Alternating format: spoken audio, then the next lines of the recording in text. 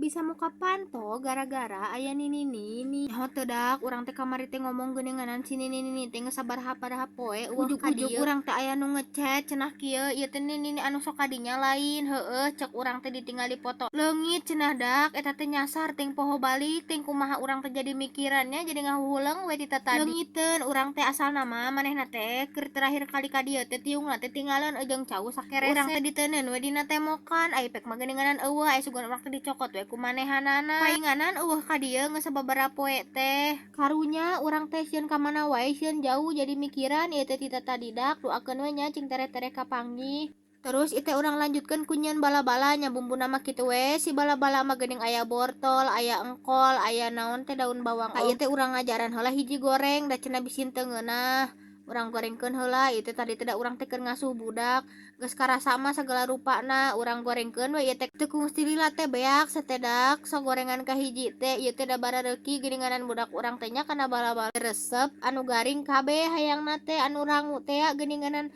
soklah urang gorengkeun we ieu teh bari ditungguan bari diadatan ngagoreng dituluykeun we ieu teh pas-pas sorean teh bari muter bari ngaganti oli ka bengkel aya we geuninganan jajanan anu tak terduga teh geuninganannya ngaranna ge hirup ketang emang kitu kuduna meureunannya.